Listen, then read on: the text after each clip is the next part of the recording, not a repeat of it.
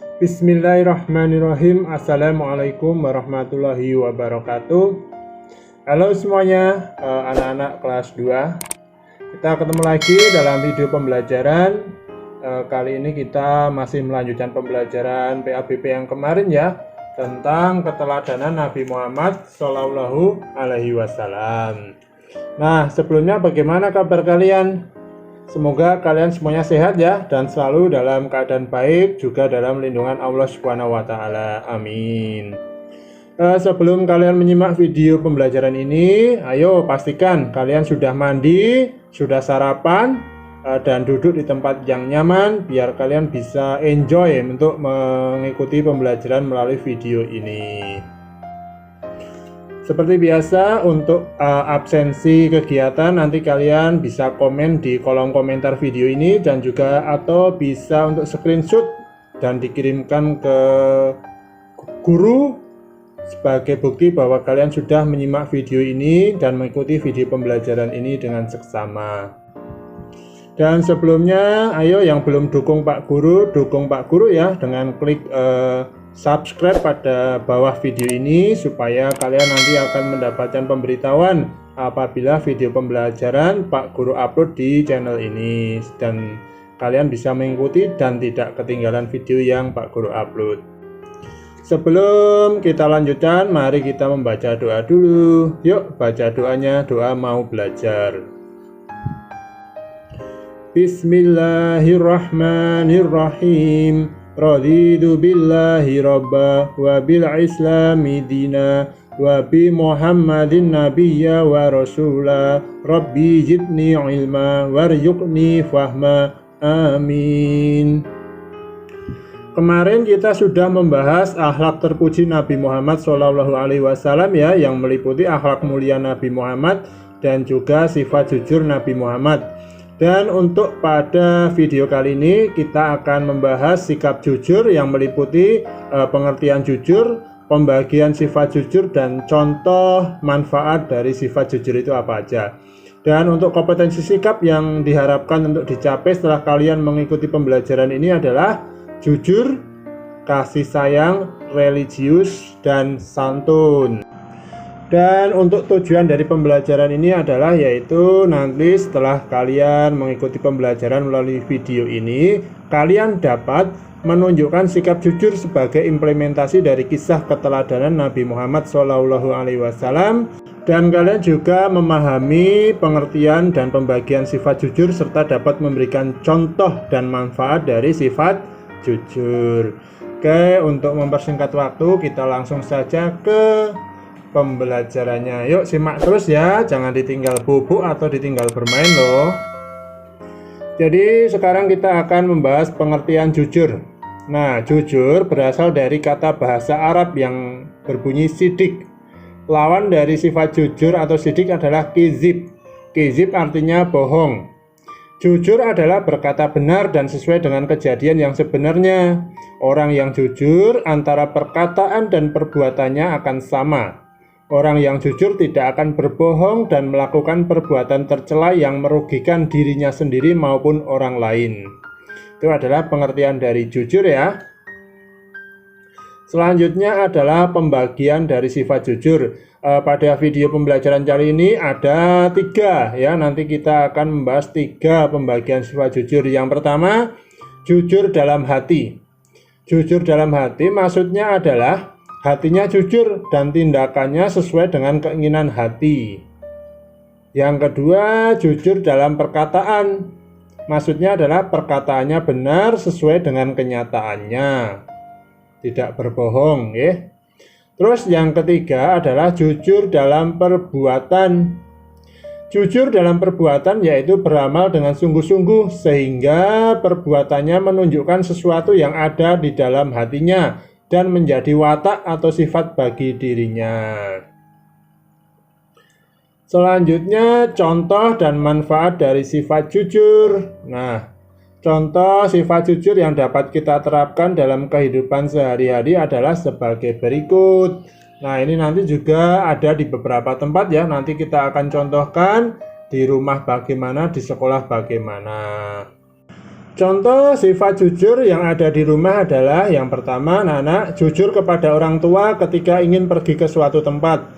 Jadi misalnya kalian ingin bermain ke tempat teman, ya bilanglah pamit sama bapak atau ibu bermain. Jangan, karena kalau bilang mau bermain nanti takut tidak diizinkan, terus pamitnya mau belajar kelompok padahal perginya bermain. Itu contoh yang tidak jujur. Yang kedua, jujur kepada orang tua tentang nilai ujian yang didapatkan di sekolah. Berapapun nilai yang kamu dapat, entah itu bagus, entah itu belum bagus, bilang apa adanya sama bapak atau ibu di rumah, jangan berbohong. Yang ketiga, jujur ketika meminta uang untuk membeli hal-hal yang bermanfaat. Jangan bilang sama ayah, bilang sama ibu minta uang buat beli alat sekolah, tapi malah buat beli jajan. Nah, itu nggak boleh ya, itu salah satu contoh sifat jujur di rumah. Kemudian sekarang contoh sifat jujur yang dapat dilakukan di sekolah adalah yang pertama, saat mengerjakan ujian mengerjakan dengan kemampuan sendiri, tidak menyontek. Nah, tidak mencontek saat ujian itu adalah salah satu contoh jujur di sekolah.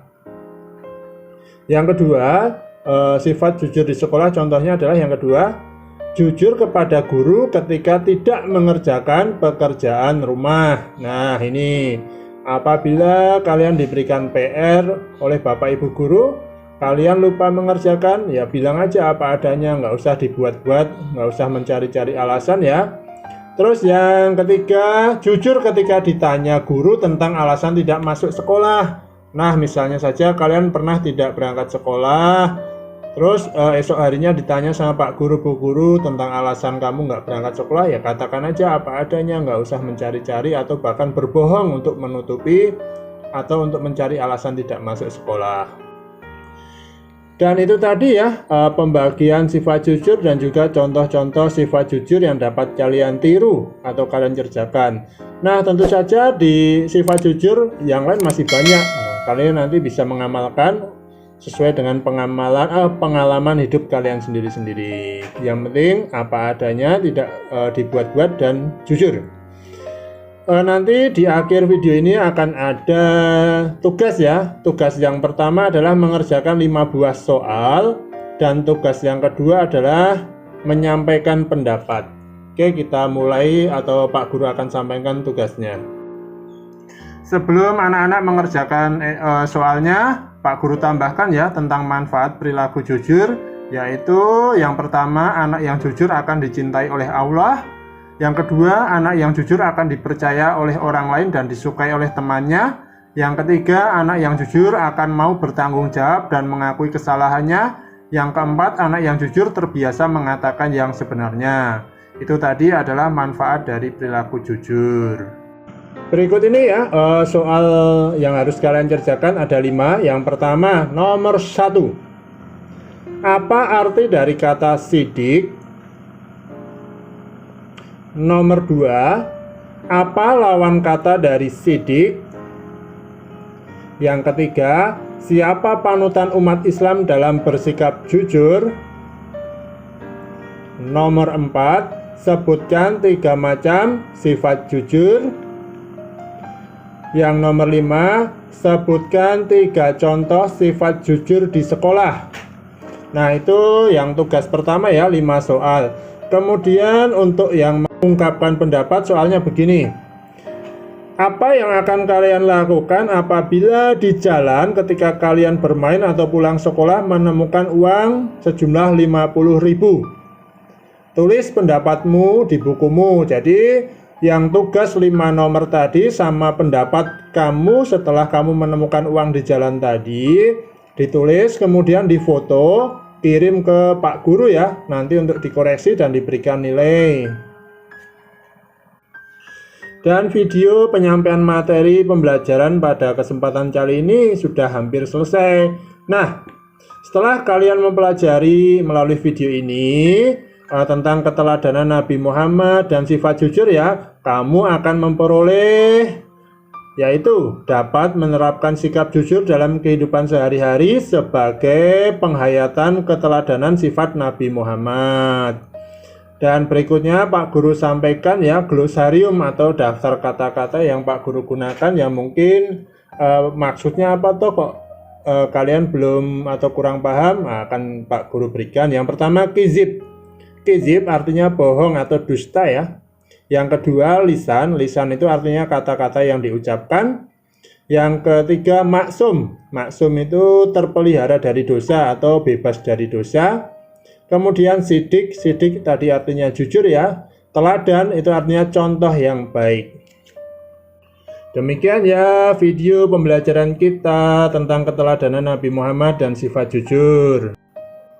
Dan bagi kalian yang tadi belum klik subscribe, silahkan klik subscribe dulu ya. Karena klik subscribe itu gratis dan tidak membayar. Dan itu juga mendukung Pak Guru untuk terus membuat karya atau membuat video pembelajaran semacam ini. Oke, kalau ada kekurangan dan kesalahan Pak Guru dalam menyampaikan, Pak Guru mohon dimaafkan. Mari kita membaca hamdalah untuk menutup pembelajaran ini.